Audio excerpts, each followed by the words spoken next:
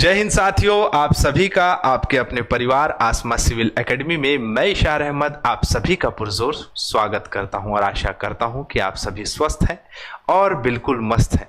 मेरे प्रिय साथियों, आज हम 1 अक्टूबर के इंपॉर्टेंट करंट अफेयर्स पढ़ेंगे जो कि हमारे एग्जाम के लिए बहुत ही महत्वपूर्ण होने वाला है। तो वीडियो में शुरू से अंत तक बने रहें।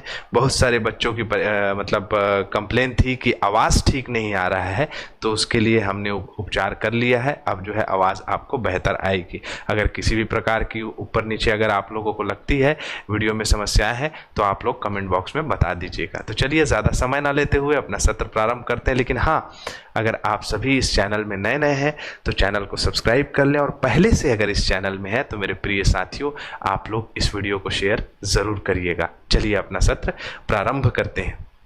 हर सत्र की शुरुआत एक सकारात्मकता के साथ होती है। लेखक कहता है, जीवन में समस्याओं का सामना करना अनिवार्य है, लेकिन उन्हें हल करना आपके अंदर की ताकत और सक्षमता का परिचय देता है। जीवन में अप एंड डाउन्स आएंगे, लेकिन इसका मतलब ये नहीं है कि उन समस्याओं को लेकर हमेशा हम विचलित रहें, परेशान रहें, दुविधा में रहें। मेरे प्रिय साथियों, उस परेशानी से निकलने के लिए, उस प्रॉब्लम से बाहर आने के लिए आपको पूरी अटूट मेहनत करनी चाहिए, और ऐसी कोई सी प्रॉब्लम नहीं बनी है जिसको हल नहीं किया जा सकता। तो चलिए अपना सत्र प्रारंभ करते हैं। लास्ट टाइम जो मैंने प्रश्न पूछा था, क्वाड देशों ने किस उद्देश्य से कैंसर मूनशॉट पहल शुरू की थी? तो किस लिए की थी? कि उन्होंने इंडो पैसिफिक क्षेत्रों में कैंसर को कम करने का उद्देश्य रखा था। रोशनी ने सही आंसर दिया है और सूर्या ने भी सही आंसर दिया है। मेरे प्यारे बच्चों, मैं रिप्लाई नहीं कर पाया हूं, लेकिन आप जो है मैं आपको रिप्लाई ज़रूर करूंगा। और आप सभी से निवेदन है कि जो लास्ट का क्वेश्चन होता है वो इम्पॉर्टेंट होता है, परीक्षा के दृष्टिकोण से महत्वपूर्ण होता है, तो उसका आंसर ज़रूर दिया करिए। और साथ ही साथ पूरे वीडियो को देखा करिए मेरे प्रिय साथियों। ज़्यादा बड़ा मैं इस सत्र को बनाता नहीं, तो आप ज़रूर जो है इस पे बल दिया करें। ठीक है, चलिए आज का जो प्रश्न है या आज का जो दिवस है वो कौन सा है जिस पे हम चर्चा कर लेते हैं। अंतर्राष्ट्रीय वृद्धजन दिवस। अंतर्राष्ट्रीय वृद्धजन दिवस कब मनाया जाता है? तो आपको पता होना चाहिए, हर साल 1 अक्टूबर को मनाया जाता है अंतर्राष्ट्रीय वृद्धजन दिवस। और ये वृद्धजन दिवस, या हम इसको ओल्डर पर्सन आपका सेलिब्रेटेड डे मनाते हैं जो है ना, वो क्यों मनाते हैं? मेरे प्रिय साथियों, हमारे बुजुर्ग ही हमारी संपत्ति है। हमारे बुजुर्ग ही जो है, उनकी वजह से हम इस देश में जो गंगा जमुना की तहजीब है, जो सभ्यता हमने सीखी है, वह हमारे बुजुर्गों की वजह से ही है। लेकिन आज की डेट में, मॉडर्न ज़माने में ये देखा जा रहा है कि अपने माता पिता को वृद्धाश्रम में लोग छोड़ आते हैं, और इस आड़ में न जाने कितने धंधे हो रहे हैं। तो मेरे प्रिय साथियों, माता पिता का जो है ख्याल रखें, उनकी वृद्धावस्था का ख्याल रखें, और साथ ही साथ अपने जो दादा दादी जितने भी वृद्ध व्यक्ति हैं उनका जो है पालन पोषण करना अनिवार्य है। क्योंकि आज जो आप हैं, जैसे भी हैं, उनकी वजह से ही हैं, उनके कारण ही हैं। तो हमें अपने वृद्धों का सम्मान करना चाहिए। जरूर वो चिड़चिड़े हो जाते हैं समय के साथ।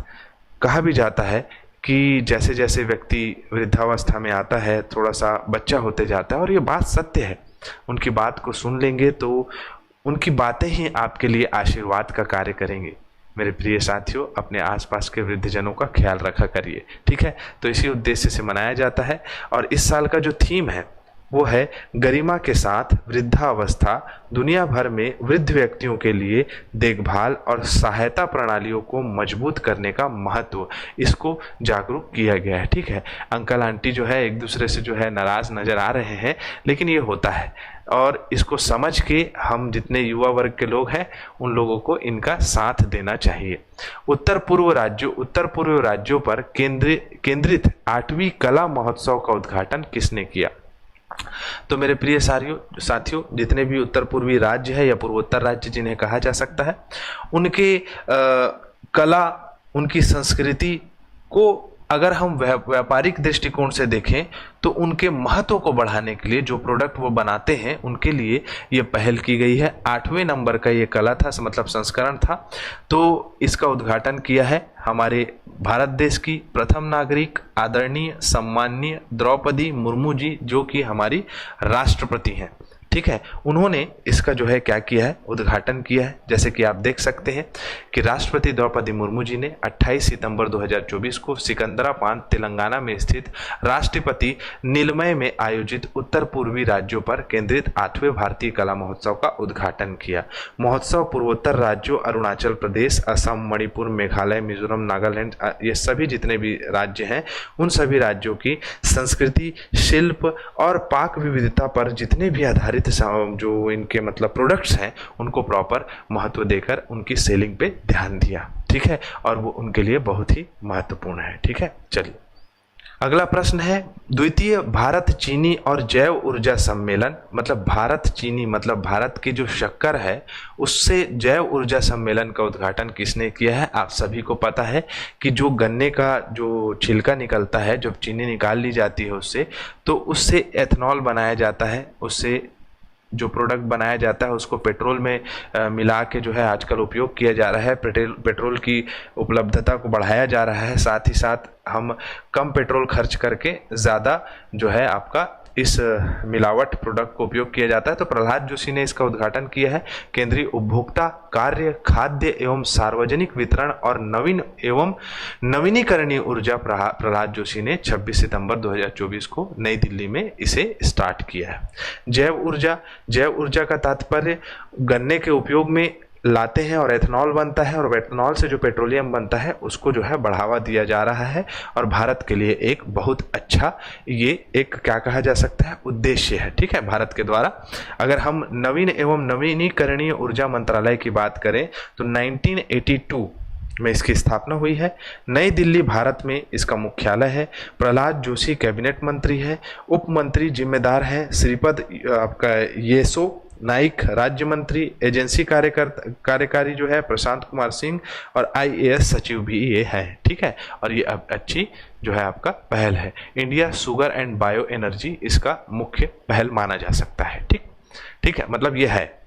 21वें राष्ट्रमंडल संसदीय संघ मतलब CPA क्षेत्र 3 सम्मेलन का उद्घाटन किसने किया है। मेरे प्रिय साथियों, मैं आप सभी को बताना चाहूँगा कि राष्ट्रमंडल संसदीय संघ जो है ये अलग अलग क्षेत्र में अलग अलग राज्यों के लिए बनाया गया है, जिसका मुख्य उद्देश्य हमारे देश की कार्यप्रणाली पे जो है मुख्य फोकस रखना, और जो पार्लियामेंट है उसमें जो है बेहतर तरीके से संचालन पे निर्धारित है। तो हम पहले ये जान लेते हैं किसने किया है। लोकसभा अध्यक्ष ओम बिरला के द्वारा इसका उद्घाटन किया गया है। ठीक है, आगे देखते हैं कि मैंने बताया कि ये अलग अलग क्षेत्रों में विभाजित है। जैसे आप देख सकते हो कि क्षेत्र 1 के तहत दिल्ली जो कि केंद्र शासित प्रदेश है, झारखंड, उड़ीसा, बिहार, छत्तीसगढ़, उत्तर प्रदेश, अरुणाचल प्रदेश, ये 8 शाखाएं हैं। वैसी 8 शाखाएं आपको क्षेत्र 2 में दिखेंगी, क्षेत्र 3 में आपको 8 शाखाएं दिखेंगी, क्षेत्र 4 में आपको 8 शाखाएं दिखेंगे।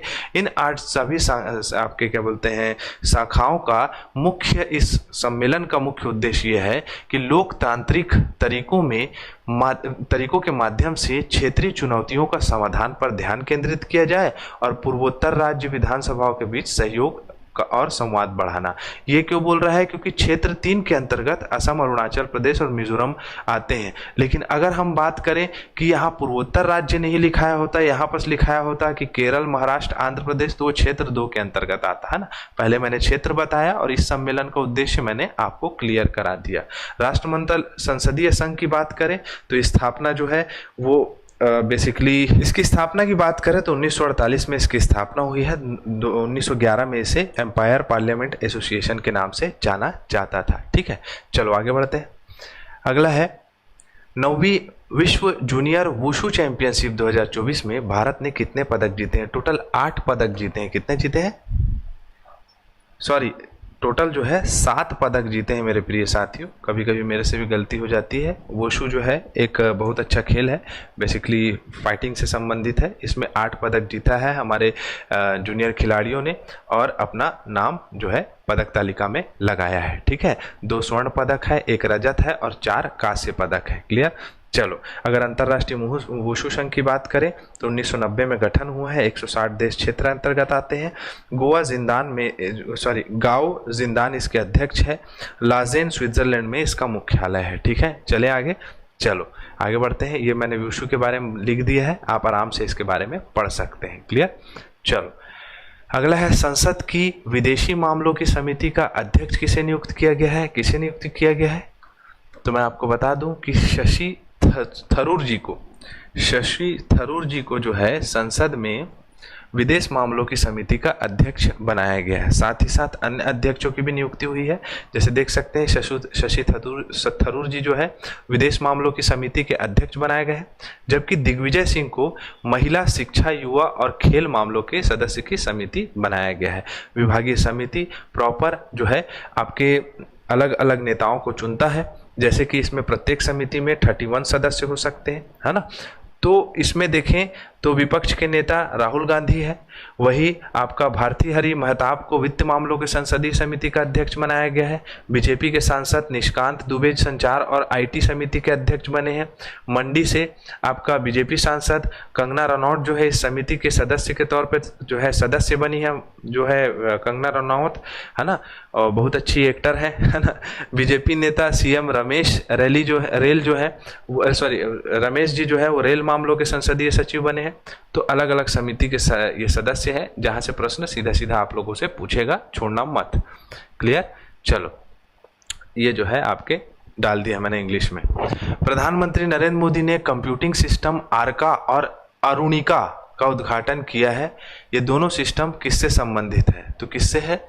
देखो, आर्का और अरुणिका हमारा संस्कृत शब्द है जो कि मौसम से संबंधित शब्द है। मौसम पूर्वानुमान के लिए इसे बनाया गया है। सुपर कंप्यूटिंग के अंतर्गत आर्का और अरुणिका प्रश्न पूछेगा सीधा सीधा, तो छोड़ना नहीं है। इसका उद्घाटन किसने किया है? तो आपका हमारे आदरणीय सम्मानीय प्रधानमंत्री नरेंद्र मोदी जी ने, वो भी आपका वीडियो कॉन्फ्रेंसिंग के माध्यम से। ठीक है, चलें आगे। निम्न में से किसने महाराष्ट्र में स्थित बिडकिन औद्योगिक क्षेत्र को वस्तुतः राष्ट्र को समर्पित किया है? तो महाराष्ट्र में जो बिडकिन औद्योगिक क्षेत्र है, प्रधानमंत्री नरेंद्र मोदी जी ने जो है पूर्ण रूप से राष्ट्र को समर्पित कर दिया है। क्या है ये? तो आइए इस पर चर्चा कर लेते हैं। प्रधानमंत्री नरेंद्र मोदी जी ने 29 सितंबर 2024 को महाराष्ट्र में स्थित बिडकिन औद्योगिक क्षेत्र को राष्ट्र को समर्पित कर दिया है। छत्रपति संभाजी नगर से 20 किलोमीटर दूर बाल्किन औद्योगिक क्षेत्र में दिल्ली और मुंबई औद्योगिक गलियारे का हिस्सा है ये। हम बेसिकली बात करें मेरे प्रिय साथियों, तो मेक इन इंडिया और मेक फॉर द वर्ल्ड का ये एक अभिन्न हिस्सा है, जो कि महाराष्ट्र में एक औद्योगिक क्षेत्र के नाम से जाना जाता है। इसको पूर्ण रूप से राष्ट्र पर समर्पित कर दिया है। किसने? तो हमारे आदरणीय सम्माननीय नरेंद्र मोदी जी ने, मतलब प्रधानमंत्री जी ने। 30 सितंबर का रिवीजन करते हैं। विश्व अनुदान दिवस कब मनाया जाता है? 30 सितंबर को मनाया जाता है। अनुवाद दिवस, ठीक है। ABHE मतलब advance ballistic for high energy defeat bullet proof jackets का निर्माण किसके द्वारा किया गया है? तो DRDO के द्वारा किया गया है। हल्का ये जो है बुलेट प्रूफ है। सितंबर 2024 में वैश्विक रेटिंग एजेंसी मूडीज ने 2024 के लिए भारत की GDP दर 6.8 मानी थी। कितना बढ़ा दिया है? तो 7.1%। ठीक है। किस भारतीय स्नूकर खिलाड़ी ने IBSF विश्व पुरुष 6 रेड स्नूकर चैंपियनशिप 2024 का खिताब जीता है? तो कमल चावला ने जीता है, पहली बार जीता है। भारत और खालिस्तान के बीच द्विपक्षीय आर्थिक संबंधों को बढ़ावा देने के लिए द्विपक्षीय निवेश संधि पर हस्ताक्षर हुए हैं? तो उज्बेकिस्तान के साथ हुआ है। ठीक है, निर्मला सीतारमण जी की है। हाल ही में किसने 3 परम रुद्र सुपर कंप्यूटर लॉन्च किया? तो प्रधानमंत्री नरेंद्र मोदी जी ने। ठीक है। कौन सा देश विश्व दूरसंचार नामीकरण सभा की मेजबानी करेगा? भारत करेगा।